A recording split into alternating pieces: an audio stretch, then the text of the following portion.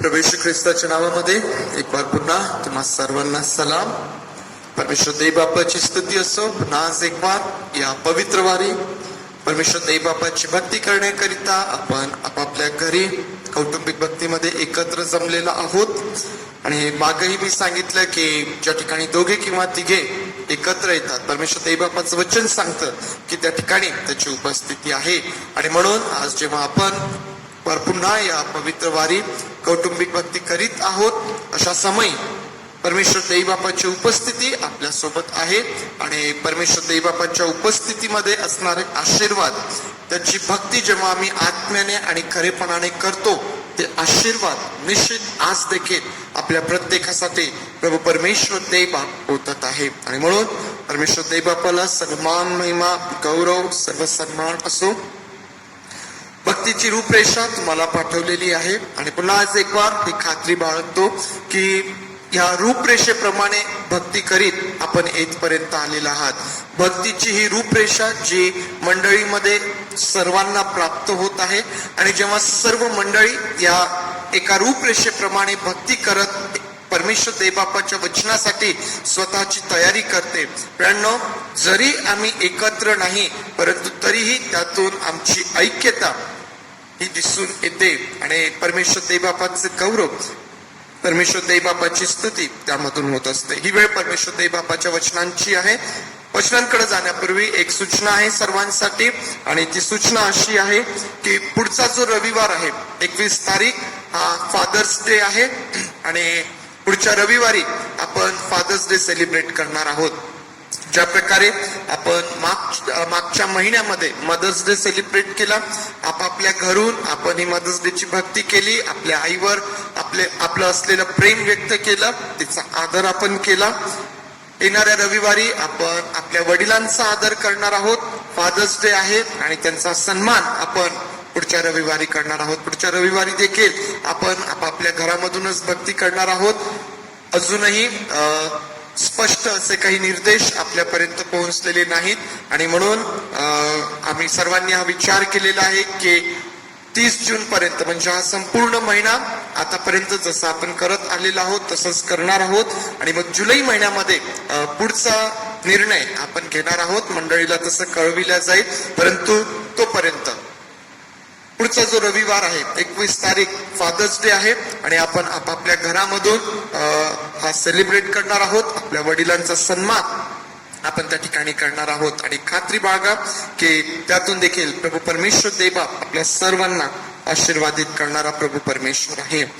त्यावेळेस प्रभू देव बापाच्या वचनांकडे आपण जाऊया आणि आज गलतीकारास पत्र आपण काढूया.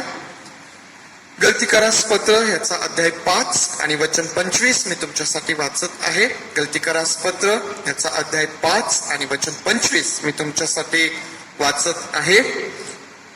आपण जर आत्म्याच्या सामर्थ्याने जगतो तर आपण आत्म्याच्या प्रेरणेनेच चालावे.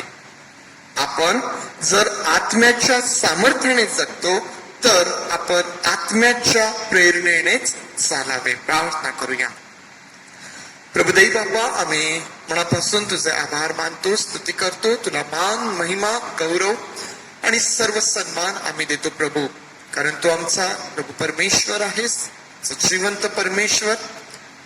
प्रभुदेव बापा, त्यात तुला एक वार पुन्हा या पवित्र वारी प्रभुदेव बापा, जेव्हा आम्ही सर्व आमचं लक्ष तुझ्याकडे लावलेलं आहे, आम्ही सर्वजण जेव्हा आपापल्या घरामधून तुझी भक्ती, तुझी आराधना करीत आहोत, पवित्र देव बापा, ही खात्री बाळगतो आणि तुझे आभार मानतो तुझ्या उपस्थितीसाठी प्रभू. पुन्हा एक वार पवित्र देव बापा, प्रत्येक कुटुंबाला, प्रत्येक व्यक्तीला या समयी तुझी उपस्थिती जाणवू दे. तुझ्या उपस्थितीमध्ये तुझे आशीर्वाद त्यांना प्राप्त होऊ दे आणि तुझं गौरव तू करून घे. या समयी ज्यावेळेस आम्ही तुझ्या वचनांवर मनन करीत आहोत प्रभुदेव बापा, ती समजण्याकरिता, ती स्वीकारण्याकरिता आणि ती आमच्या जीवनामधून दिसून येण्याच्या द्वारे पवित्र देव बापा तुझं गौरव होण्याकरिता आज आम्ही सर्वजण स्वतःला तुझ्या हातात देत आहोत. प्रभू देव बापा, तुझ्या वचनांमध्ये सामर्थ्य आहे आणि जेव्हा हे सामर्थ्य पवित्र देव बापा आम्ही तुझं वचन ऐकतो, आमच्या ठाई उतरू दे पवित्र देव बापा, आणि त्यातून तुझं गौरव करून घे. आम्ही सर्वजण तुझ्या अधीन होत आहोत आणि ही प्रार्थना आमचा प्रभू येशू याच्या नावात मागतो म्हणून तू ऐक. आमेन आमेन. वचन 25 आपण वाचलेलं आहे आणि या वचनामध्ये आम्हाला दोन गोष्टी पाहायला भेटतात. प्रामुख्याने पाऊल या ठिकाणी असं म्हणतो, आपण जर आत्म्याच्या सामर्थ्याने जगतो. एक गोष्ट, आपण जर आत्म्याच्या सामर्थ्याने जगतो तर आपण आत्म्याच्या प्रेरणेनेच चालावे. दोन गोष्टी, आपण जर आत्म्याच्या सामर्थ्याने जगतो तर आपण आत्म्याच्या प्रेरणेने चालावे. आत्म्याच्या सामर्थ्याने आम्ही जगत आहोत. आत्म्याचं सामर्थ्य आज आम्हाला आमच्या जीवनामध्ये पाहायला भेटतं आणि म्हणून पाऊल असं म्हणतो की आम्ही त्या आत्म्याच्या प्रेरणेनेच चालायला पाहिजे. आणि म्हणून मागच्या रविवारी पवित्र आत्म्याविषयी जो अभ्यास आपण सुरू केलेला आहे तो आपण पुढे घेऊन जात आहोत आणि आज हा अभ्यास पुढे घेऊन जात असताना, हा विषय पुढे नेत असताना जो विषय आज मला तुमच्या समोर ठेवायचा आहे तो विषय हा आहे की माझ्या जीवनामध्ये पवित्र आत्म्याचे दोन प्रकारचं कार्य. माझ्या जीवनामध्ये पवित्र आत्म्याचं दोन प्रकारचं कार्य. Two kind of work of holy spirit in my life. पवित्र आत्म्याचं दोन प्रकारचं कार्य माझ्या जीवनामध्ये, आज हा विषय आपण आपल्या समोर ठेवलेला आहे. मागच्या रविवारी पवित्र आत्म्याविषयी अभ्यास करायला आपण सुरुवात केली आणि आपण पवित्र आत्म्याची ओळख मागच्या रविवारी करून घेतली.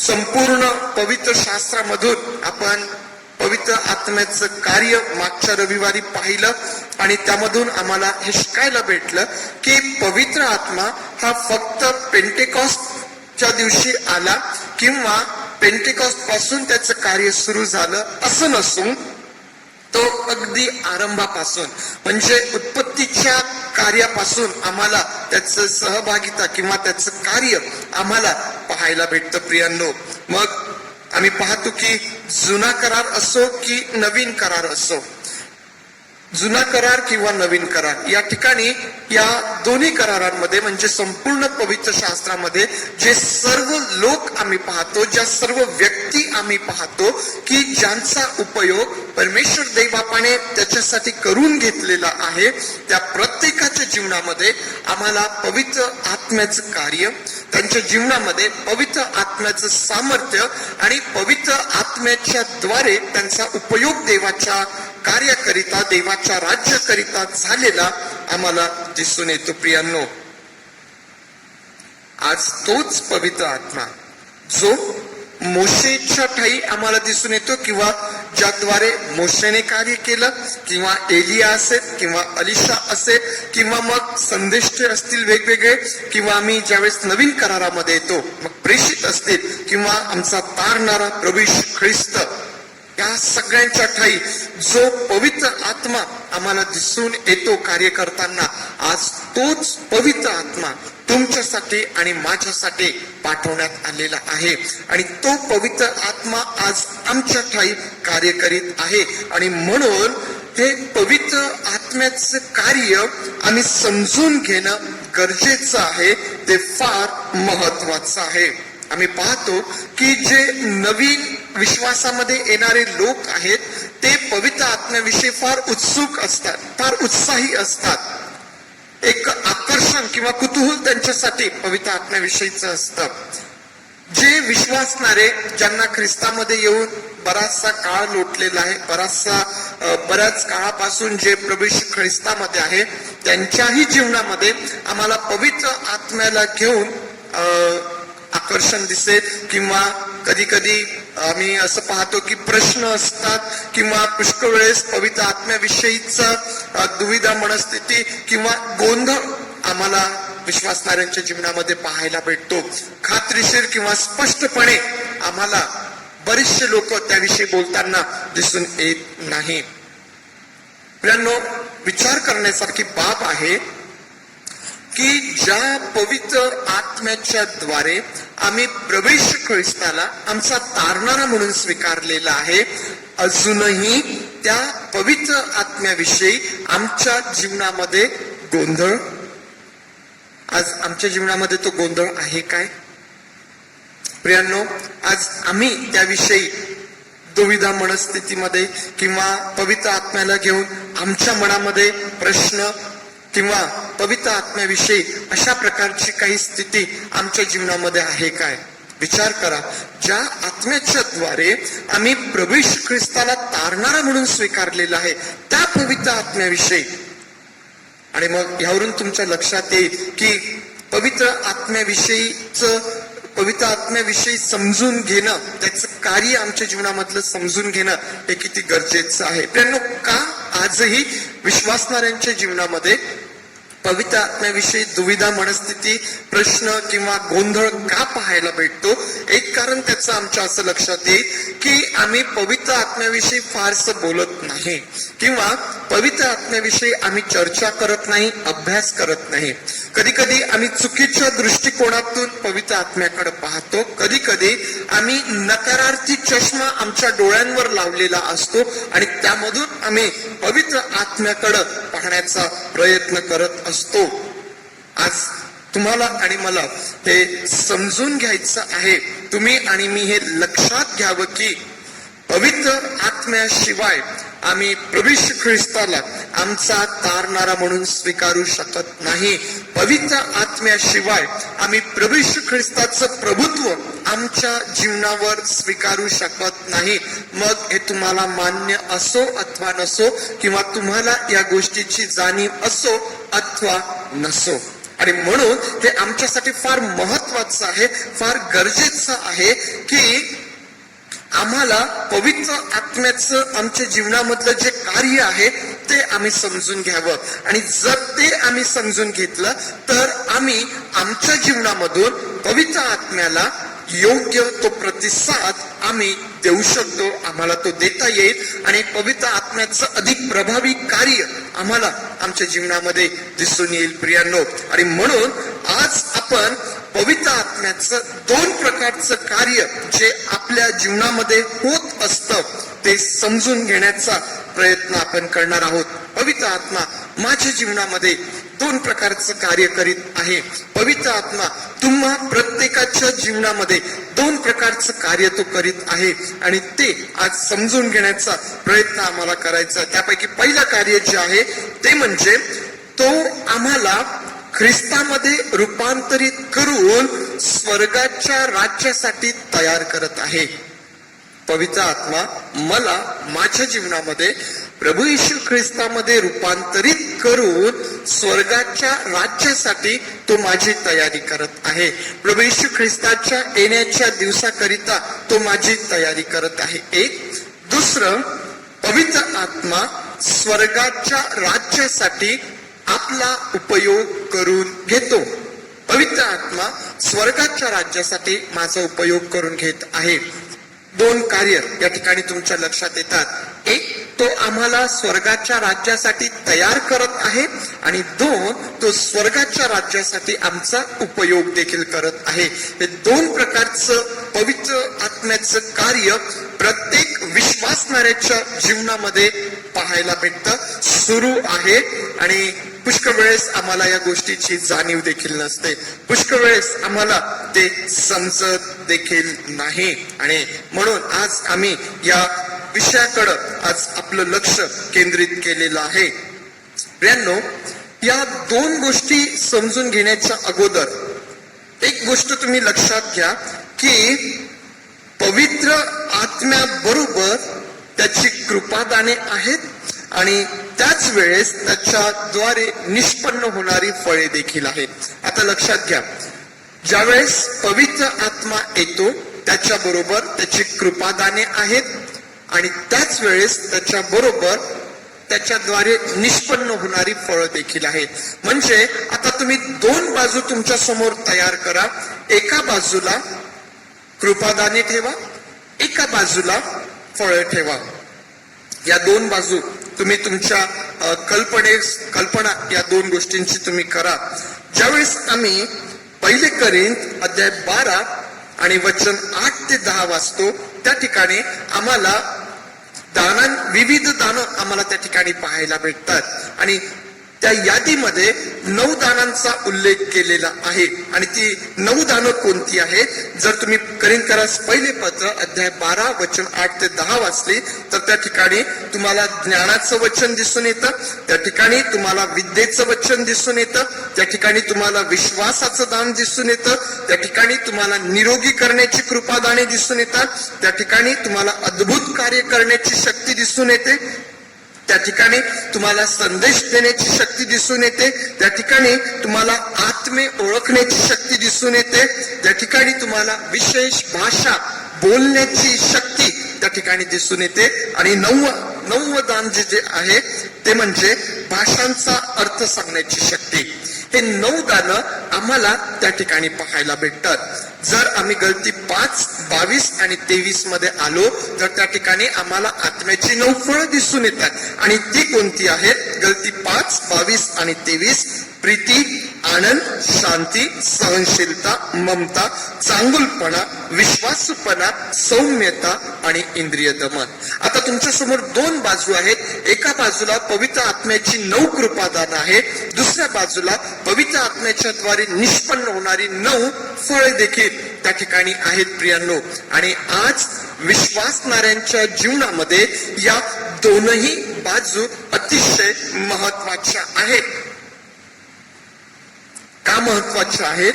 कारण या दोनही बाजू पवित्र आत्मा जे 2 प्रकारचं कार्य आज आमच्या जीवनामध्ये करत आहे त्याच्याशी ते संबंधित आहे.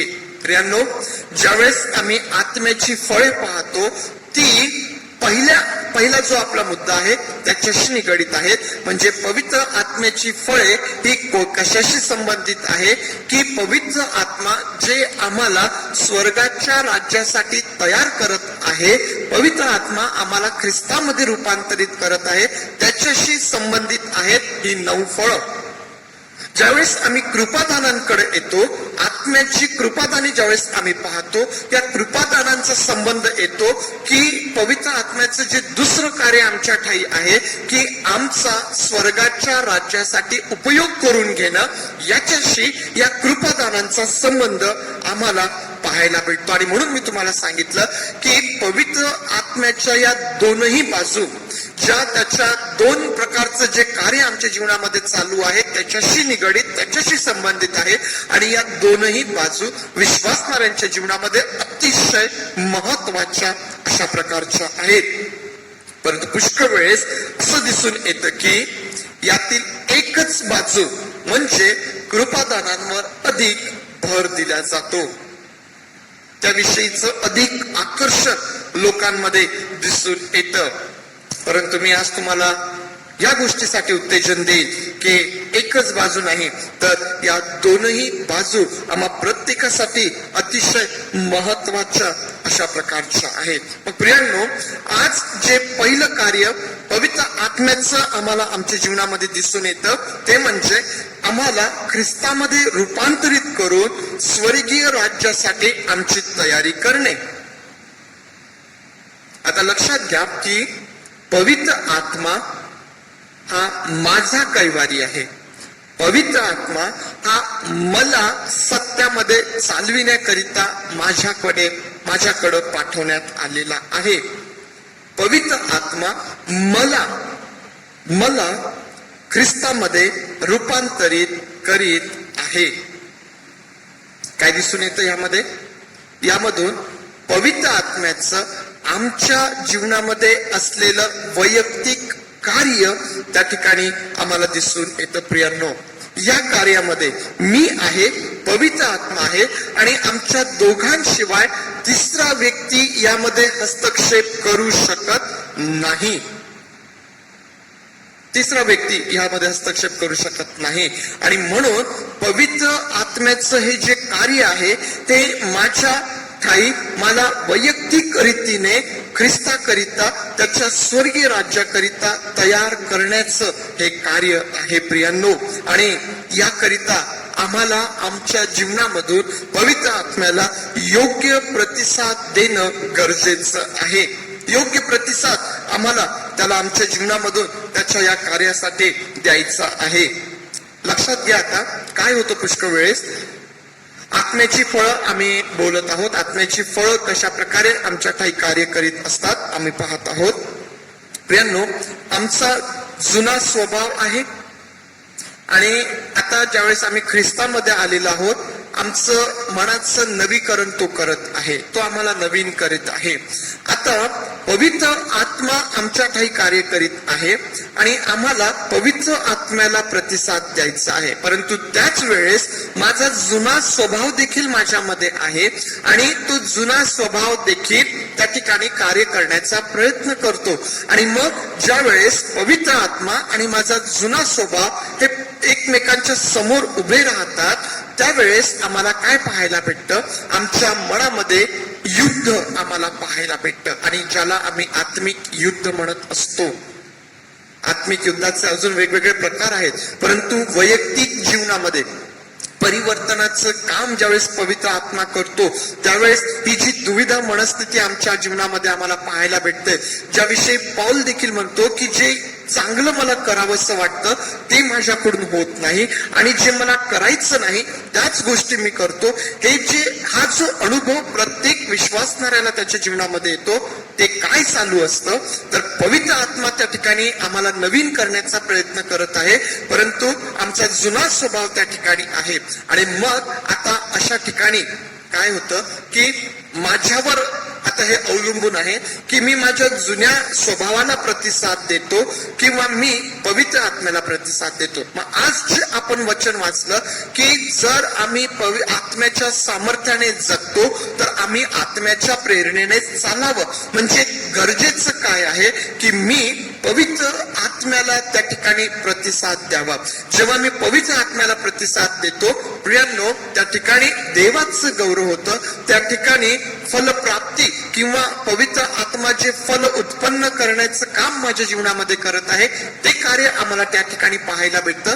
परंतु जेव्हा मी माझ्या जुन्या स्वभावाला प्रतिसाद देतो त्यावेळेला मी त्या माझ्या जुन्या गोष्टींमध्ये पुन्हा स्वतःला अडकवून घेताना मी स्वतःला पाहतो प्रियांनो. आणि या गोष्टी प्रत्येकाच्या जीवनामध्ये या सतत चालू असतात. पवित्र आत्म्याची जी फळं आहेत प्रियांनो त्याचा संबंध आमच्या दैनंदिन जीवनाशी आहे, दैनंदिन जीवनाशी आहे. कदाचित तुम्हाला पवित्र आत्म्याची संपूर्ण 9 कृपादानं नाही भेटणार. लक्षात घ्या, कदाचित तुम्हाला पवित्र आत्म्याची संपूर्ण 9 कृपादानं नाही भेटणार.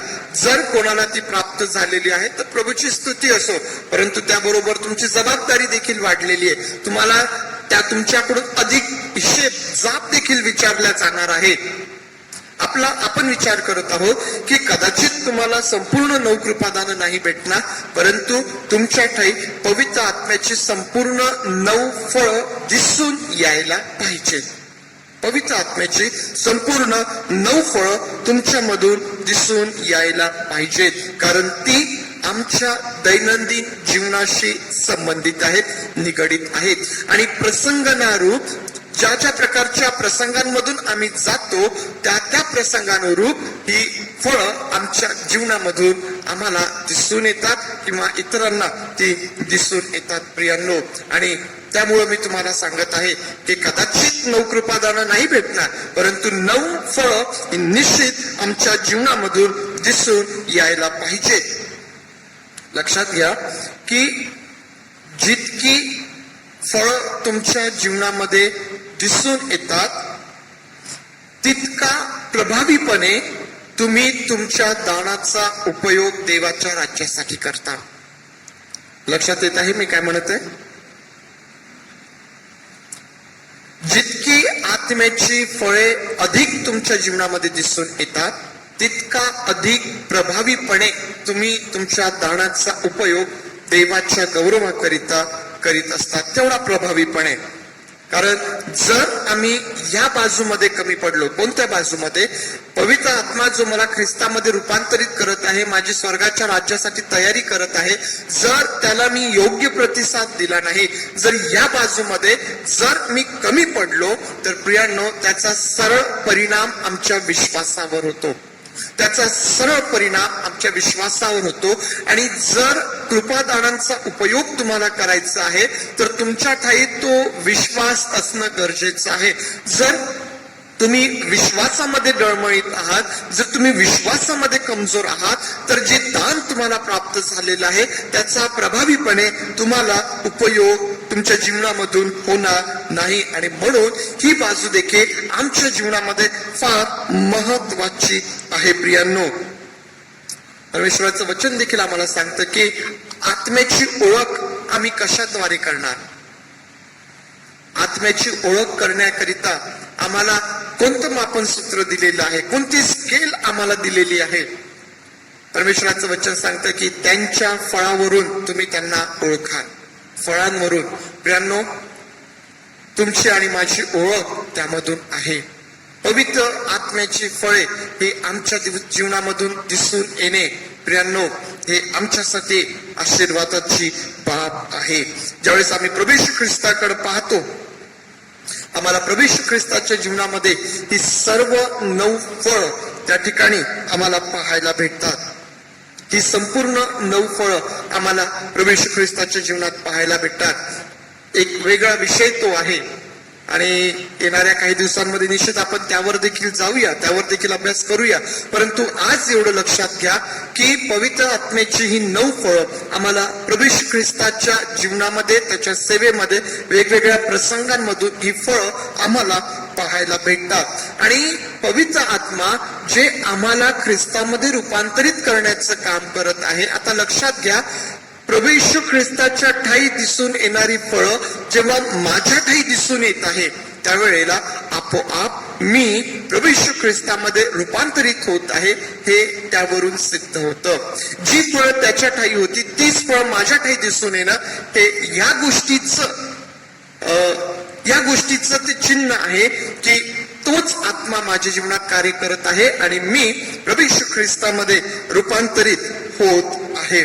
परंतु जर मी प्रभू येशू ख्रिस्तामध्ये रूपांतरित होत नाहीये, जर माझ्या ठाई पवित्र आत्म्याची फळं दिसून येत नाहीये, जर हे रूपांतराचं काम माझ्या जीवनामध्ये तयारीचं काम जर होत नाहीये किंवा मी त्याला योग्य प्रतिसाद देत नाहीये, तर प्रियांनो कसं चित्र होईल. तुमच्याकडं आणि माझ्याकडं स्वर्गाच्या राज्यामध्ये जाण्याचं तिकीट आहे, पास आहे. प्रभू येशू ख्रिस्ताच्या द्वारे तो पास आम्हाला मिळालेला आहे स्वर्गाच्या राज्यामध्ये जाण्याचा. परंतु त्या राज्यामध्ये जाण्यासाठी ज्या तयारीची गरज आहे ती तयारीच आम्ही केलेली नाहीये. हे चित्र आमच्या जीवनामध्ये दिसून येईल. आणि मग जर आम्ही स्वर्गाच्या राज्यासाठी तयार नाही, जर आमची तयारी झालेली नाही, तर मग आम्ही त्यामध्ये कशा प्रकारे प्रवेश करू शकतो प्रियांनो. आणि म्हणून पवित्र आत्म्याचं हे जे पहिलं कार्य आम्हा प्रत्येकाच्या जीवनामध्ये चालू आहे, आम्हाला ख्रिस्तामध्ये रूपांतरित करून आम्हाला स्वर्गीय राज्यासाठी तयार करण्याचं, त्याकरिता आम्हाला आमच्या जीवनामधून पवित्र आत्म्याला योग्य तो प्रतिसाद आम्हाला द्यायचा आहे प्रियांनो. त्यानंतर आम्ही पाहतो की पवित्र आत्म्याचं जे दुसरं कार्य आपल्या प्रत्येकाच्या जीवनामध्ये चालू आहे ते म्हणजे स्वर्गीय राज्यासाठी आमचा उपयोग करून घेणे. स्वर्गीय राज्यासाठी आमचा उपयोग करून घेणे. आणि मी तुम्हाला सुरुवातीला सांगितलं की पवित्र आत्म्याद्वारे प्राप्त होणारी कृपादाने ही स्वर्गीय राज्याच्या वाढीकरिता आहे. स्वर्गीय राज्य वाढावं, देवाचं गौरव व्हावं, मंडळीची वाढ व्हावी, देवाचं राज्य वाढावं, यासाठी कृपादाने आहेत प्रियांनो. प्रत्येकाला असं वाटतं की माझ्याकडं निरोगी करण्याचं कृपादान असावं, मी ज्याच्यावर हात ठेवेल त्याने बरं व्हावं. प्रत्येकाला असं वाटतं की मला अद्भुत कार्य करण्याची शक्ती असावी, महत्कृत्य करण्याची शक्ती असावी. प्रत्येकाला असं वाटतं की माझ्याकडे काहीतरी विशेष असावं. परंतु प्रियांनो, लक्षात घ्या की जी सेवा परमेश्वर आम्हाला देतो किंवा आमच्यासाठी देवाची जी इच्छा आहे त्या सेवेशी निगडीत, त्या सेवेशी अनुरूप कृपादान देखील तो आम्हाला देतो. जी सेवा तुम्हाला आणि मला प्राप्त होते, माझ्याकडं वेगळी जबाबदारी आहे, मला प्रभूने वेगळी सेवा दिलेली आहे, तुम्हाला कदाचित वेगळी सेवा प्रभू देवबापाने दिलेली आहे. जी कुठली सेवा आम्हाला परमेश्वर देवबापाने दिलेली आहे त्या सेवेशी अनुरूप अशा प्रकारचं कृपादान तो आम्हाला देतो की ज्याचा उपयोग आम्ही त्या सेवेमध्ये करून प्रभावीपणे देवाच्या राज्याच्या वाढीसाठी आम्हाला काम करता येईल. प्रियांनो, एक भाषेचं जर एक दान जर तुम्ही सोडलं, कारण पौल असं म्हणतो की भाषा बोलणारा हा स्वतःची उन्नती साधत असतो, परंतु संदेश देणारा हा ऐकणाऱ्यांची उन्नती साधतो. आणि म्हणून भाषेचं एक दान जर तुम्ही सोडलं तर इतर जी सर्व दाने आहेत प्रियांनो, त्यापैकी कुठलंही आपल्या उन्नतीसाठी नाहीये, ते माझ्या उन्नतीसाठी नाहीये, ते देवाच्या लोकांसाठी आहे, ते देवाच्या राज्यासाठी आहे. देवाच्या राज्याची उन्नती व्हावी, देवाच्या लोकांची उन्नती व्हावी, त्याकरिता ते दान प्रभू देवबापाने मला दिलेलं आहे. त्याकरिता प्रभू देवबापाने ते दान मला दिलेलं आहे. प्रियांनो, दान ही कधीच आमच्या प्रसिद्धीसाठी नसतात. आणि म्हणून आज सावध व्हा की जे लोक स्वतःच्या प्रसिद्धीसाठी कृपादानांची अपेक्षा करतात त्यांनी सावध व्हायचं आहे, त्यांनी त्यांच्या जीवनामध्ये सावध व्हायची गरज आहे. प्रियांनो, त्यांनी त्यांच्या जीवनामध्ये सावध होण्याची गरज आहे. लक्षात घ्या, मी तुम्हाला आधी पण सांगितलं की जितकी अधिक कृपादान तुम्हाला प्राप्त होतील तितका अधिक जास्त हिशेब तुमच्याकडून घेतला जाईल, तितका अधिक जाब तुम्हाला विचारला जाईल, तितकी अधिक मोठी जबाबदारी तुमच्यावर असेल. आणि म्हणून प्रियांनो, पुष्कळ वेळेस न कळत मी हे म्हणत नाही की श्रेष्ठ किंवा आम्ही सर्व कृपादानांची अपेक्षा बाळगू नये, आम्ही बाळगावी, परंतु आम्ही आमच्या प्रसिद्धीसाठी तशा प्रकारची अपेक्षा बाळगू नये. जर आम्ही आमच्या प्रसिद्धीसाठी जर कृपादानांची अपेक्षा बाळगतो तर प्रियांनो, आमच्यासाठी ही फार चिंतेची बाब ठरेल. आम्हाला आमच्यासाठी तो एक मोठा धोक्याचा इशारा असेल. तुम्हाला आठवत असेल, जर आम्ही प्रेषितांची कृत्ये वाचली तर त्या ठिकाणी आम्हाला एक जादूगर पाहायला भेटतो. शिमोन नावाचा जादूगर आम्हाला त्या ठिकाणी पाहायला भेटतो. आणि आम्ही पाहतो की फिलिप त्या ठिकाणी जाण्याच्या अगोदर हा जो शिमोन जादूगार आहे त्याने आपल्या जादूच्या कृत्यांनी कर्तव्यांनी लोकांना थक्क करून ठेवलेलं होतं. परंतु ज्यावेळेस फिलिप त्या ठिकाणी गेला आणि फिलिपाने जो प्रचार त्या ठिकाणी केला, फिलिपाचा पवित्र आत्म्याने जो उपयोग त्या ठिकाणी करून घेतला, त्यामुळं आम्ही पाहतो की अनेक लोक प्रभूकडे वळलेत. परमेश्वराचं वचन सांगतं की हा शिमोन जादूगारही वळला, त्यानेही बाप्तिस्मा त्या ठिकाणी घेतला. परंतु ज्यावेळेस आम्ही पुढे पाहतो की त्या ठिकाणी ज्यावेळेस त्याने प्रेषितांना पाहिलं, पेत्र आणि ते लोक प्रेषित त्या ठिकाणी आहेत, आणि त्याने पाहिलं की ज्यावेळेस ते लोक डोक्यावर हात ठेवतात लोकांना पवित्र आत्म्याचं दान प्राप्त होतं, त्यावेळेस शिमोन जादूगार त्यांना पैसे देऊन असं त्यांना म्हणण्याचा प्रयत्न करतो की मलाही तो अधिकार द्या. कशासाठी शिमोनाला हा अधिकार पाहिजे होता? प्रसिद्धीसाठी त्याला तो अधिकार पाहिजे होता. ज्या प्रकारे फिलिप येण्याच्या आधी त्याची प्रसिद्धी आम्हाला पाहायला भेटते, त्याचं महत्व त्या ठिकाणी आम्हाला पाहायला भेटतं, ते पुन्हा प्राप्त करून घेण्याकरिता शिमोन जादूगार त्या ठिकाणी म्हणतो, पैसे देऊन हा अधिकार प्राप्त करण्याचा प्रयत्न करतो. न कळत आम्हीही मानवी जो आमचा स्वभाव आहे, आम्हीही प्रसिद्धीसाठी लोकांनी आम्हाला विशेष महत्व द्यावं, लोक आमच्या पाठीमागे असावे किंवा आम्ही काहीतरी विशेष असावं, न कळत या विचारांनी आम्ही कृपादानांकडे पाहण्याचा प्रयत्न करतो. पण आम्हाला सावध होण्याची गरज आहे, कारण त्या ठिकाणी जर आम्ही परमेश्वर देवबापाचं वचन वाचलं तर पेत्र अतिशय कठोर शब्दांमध्ये या शिमोन जादूगाराला तो बोलतो. प्रियांनो, कठोर शब्दामध्ये तो बोलतो आणि म्हणतो की तुला यामध्ये वाटा नाही, कारण तू पैशाने ते घेण्याचा प्रयत्न केलेला आहे, त्यामध्ये तुला वाटा नाही. प्रियांनो, आम्ही पाहतो की कठोर शब्द त्या ठिकाणी शिमोन जादूगारासाठी पेत्राने उपयोगात आणलेली आहे, कारण ती तेवढीच चिंतेची बाब देखील आहे. आणि म्हणून आज आम्हाला देखील सावध व्हायचं आहे. आज आम्ही आमच्या जीवनामध्ये दानांची अपेक्षा बाळगत आहोत. प्रभू देव बापाची स्तुती असो, ते तुम्ही मिळवा, प्रभूचं गौरव त्यातून करा, परंतु ती कशासाठी तुम्हाला हवी आहे याचा विचार करा. मी तर असं म्हणेल की पहिल्याने आपली सेवा ओळखा. प्रभू देवबापाने तुम्हाला काय सेवा दिलेली आहे, तुमच्या जीवनामध्ये देवाचं काय पाचारण आहे ते पाचारण ओळखा, तुमची सेवा ओळखा. आणि मी असं म्हणेल की जर तुम्ही तुमची सेवा ओळखली तर तुमच्या हे देखील लक्षात येईल की ती सेवा करण्यासाठी पवित्र आत्म्याने तुम्हाला कोणतं कृपादान दिलेलं आहे. पुष्कळ वेळेस आम्ही इतरांकडे बघतो, आम्ही आमची सेवा ओळखत नाही. आमची सेवा न ओळखल्यामुळं आम्हाला प्राप्त झालेलं कृपादान आम्हाला समजत नाही आणि आम्ही इतरांकडे पाहतो आणि त्यांच्यासारखं माझ्याकडं असावं यामध्ये आम्ही आमचे दिवस व्यर्थ घालवत राहतो. प्रियांनो, आणि म्हणून आज सावध व्हा. पवित्र आत्मा तुमच्या ठाई आणि माझ्या ठाई आहे. तो तुमच्या ठाई आणि माझ्या ठाई कार्य करीत आहे.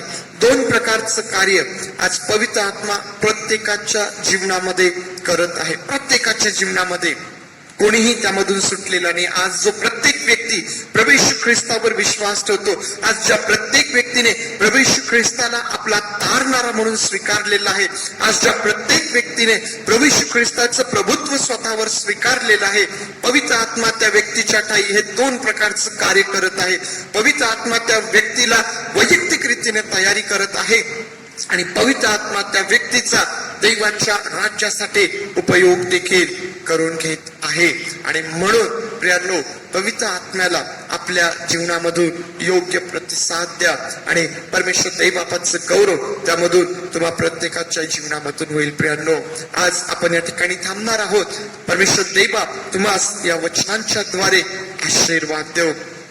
त्यावेळेस आपण आपले डोळे बंद करूया, प्रार्थना करूया आणि आज स्वतःकडं आपण काही वेळ पाहणार आहोत. परीक्षण काही वेळ आपण आपल्या स्वतःच करणार आहोत. प्रियांनो, की पवित्र आत्म्याचं जे दोन प्रकारचं कार्य आज आम्हाला पाहायला भेटतं ते आज आमच्या जीवनामध्ये आम्हाला दिसून येतं का? आज आम्ही ते समजून घेतलेलं आहे काय? या आपले डोळे आपण यावेळेस बंद करूया आणि आज तो देवाचा आत्मा या वचनांच्या द्वारे आमच्या अंतःकरणाशी काय बोलत आहे. प्रियांनो, आमच्या ठाई हा पवित्र आत्मा जे कार्य करीत आहे, आम्हाला रूपांतरित करायचं, आम्ही योग्य प्रतिसाद त्याला देत आहोत काय? प्रियांनो, तो आम्हाला ख्रिस्तामध्ये रूपांतरित करीत आहे. आमची तयारी तो करत आहे. रोज आणि रोज त्यामध्ये आम्हाला प्रगती दिसून यावी, वाढ त्यामध्ये दिसून यावी. आज माझ्या ठाई 1 फळ आहे, 2 फळ आहे, 3 आहे, 4 आहे. माझ्या ठाई संपूर्ण 9 फळ, कदाचित 1 दिवसामध्ये नाही, परंतु रोज त्यामध्ये वाढ झाली पाहिजे, कारण पवित्र आत्मा रोज आमच्या ठाई ते कार्य करीत आहे. आज आम्ही कृपादानांसाठी झटत आहोत काय? आज तुम्ही कृपादानांसाठी उपास करीत आहात काय? तुम्हाला ती कृपादानं मिळावी म्हणून तुम्ही उपास करीत आहे काय? प्रियांनो, सर्वात महत्वाचं तुमचा उद्देश तपासून पहा. उद्देश तपासून पहा. तुमची सेवा तुम्हाला लक्षात आली काय? जर सेवा लक्षात आली तर ते कृपादान देखील तुम्ही समजून घ्या आणि ते फार महत्वाचं आहे. आज पवित्र आत्मा तुम्हाला कोणत्या गोष्टीसाठी उत्तेजन देत आहे? कदाचित तुम्ही या अगोदर कधीच याकडे लक्ष दिलं नसणार. कदाचित तुम्हाला जाणीव देखील नसेल की पवित्र आत्मा तुमच्या ठाई कार्य करीत आहे आणि न समजल्यामुळं, न कळत तुम्ही त्याच्याकडे दुर्लक्ष केलेलं आहे, त्याला योग्य तो प्रतिसाद दिलेला नाहीये. परंतु आज जर आम्ही आत्म्याच्या सामर्थ्याने जगतो तर आत्म्याच्या प्रेरणेने आम्ही चालावं आत्म्याला योग्य प्रतिसाद आम्ही द्यावा, म्हणून स्वतःला प्रभुदेवी बापाच्या हातामध्ये द्या. होय प्रभुदेवी बापा, आम्ही तुझे मनापासून आभार मानतो, स्तुती करतो. तुला मान, महिमा, गौरव आणि सर्व सन्मान आम्ही देतो पवित्र देवी बापा. आज या तुझ्या वचनांसाठी आम्ही तुझी स्तुती करतो, तुला गौरव देतो प्रभू. पवित्र देवी बापा, आज आम्ही प्रार्थना करीत आहोत प्रभू, जे तू आमच्या ठाई कार्य करीत आहे, तुझा आत्मा आज जे 2 प्रकारचं कार्य आमच्या ठाई करत आहे, तो कृपादान घेऊन आमच्याकडे तो येतो.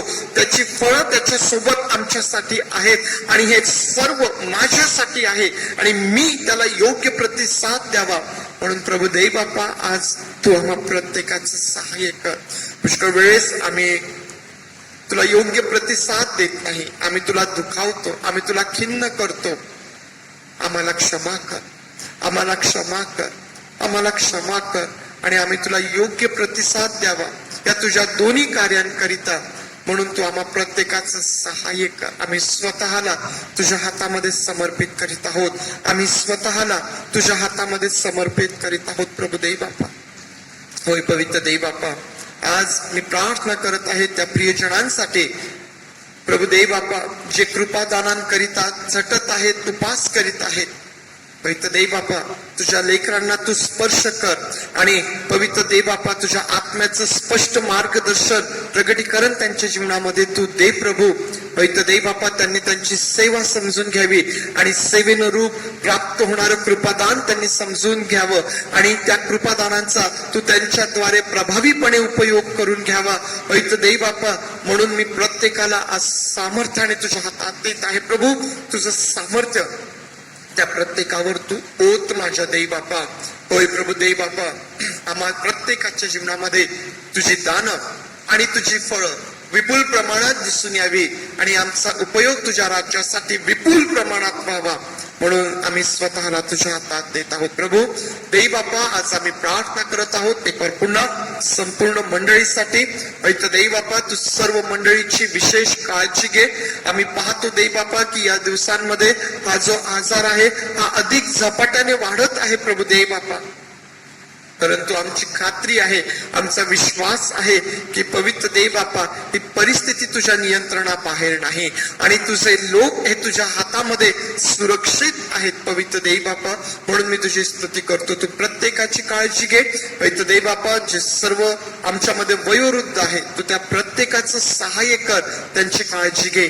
जी लहान बालकं आहेत प्रभू, त्यांची विशेष काळजी तू घे पवित्र देवी बापा. मी प्रार्थना करतो आमच्या मंडळीतील जे लोक ज्यांना कामावर जावं लागत आहे, जे कर्मचारी आहेत, मग वैद्यकीय क्षेत्रातले असतील, पोलीस विभागातील असतील किंवा इतर विभागातले, पवित्र देवी बापा, ज्या सर्वांना कामासाठी बाहेर जावं लागत आहे, त्या प्रत्येकाचा तू सांभाळ कर, संरक्षण कर. त्यांचं बाहेर जाणं, आत येणं तुझ्या वचनाप्रमाणे सुरक्षित कर.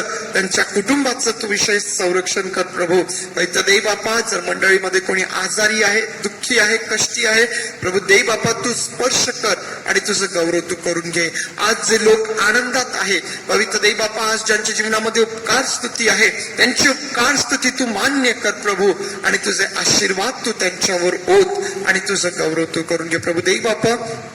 पर पुन्हा आम्ही सर्वांना तुझ्या सामर्थ्यशाली हातात देत आहोत. तुझे आभार मानून ही प्रार्थना आमचा प्रभू येशू याच्या नावात मागतो, म्हणून तू ऐक.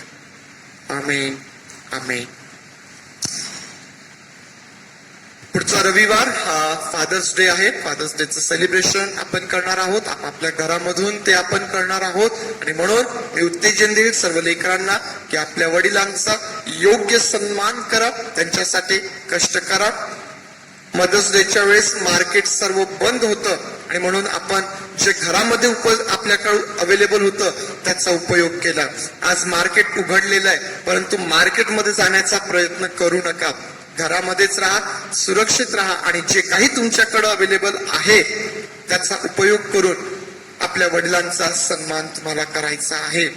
आणि मी उत्तेजन देईल की तुम्ही तुमचे फोटोज देखील शेअर करू शकता, ज्याद्वारे आपण मंडळीमध्ये आपण ते टाकू शकतो आणि कशा प्रकारे फादर्स डेचं सेलिब्रेशन मंडळीमधून झालेलं आहे हे सर्व मंडळीला देखील दिसून येईल प्रियांनो. आणि म्हणून पुढचा रविवार फादर्स डे विशेष अशा प्रकारचा आहे हे नेहमी आपण लक्षात असू द्यावं. त्यावेळेस आपण प्रभूने शिकवलेली प्रार्थना म्हणूया, सुवंत देव परात्पर हे गीत गाऊया आणि मग आशीर्वाद आपण घेऊया. हे आमच्या स्वर्गातील बापा, तुझे नाम पवित्र मानले जा, तुझे राज्य येऊ, जसे स्वर्गात तसेच पृथ्वी. तुझ्या इच्छेप्रमाणे आमचे रोजची भाकर आज आम्हास दे, आणि जसे आम्ही आमच्या ऋणास ऋण सोडले आहेत तसेच तो आमची ऋणे आम्हास सोड, आणि आम्हास परीक्षेत आणू नकोस तर आम्हास वाईटापासून सोडे, कारण की राज्य, सामर्थ्य आणि गौरव हे सर्व काळ तुझेच आहेत. आमेन. सुवंद देवा परात्पर, स्तवा हो त्याला खालीवर, तो बाप पुत्र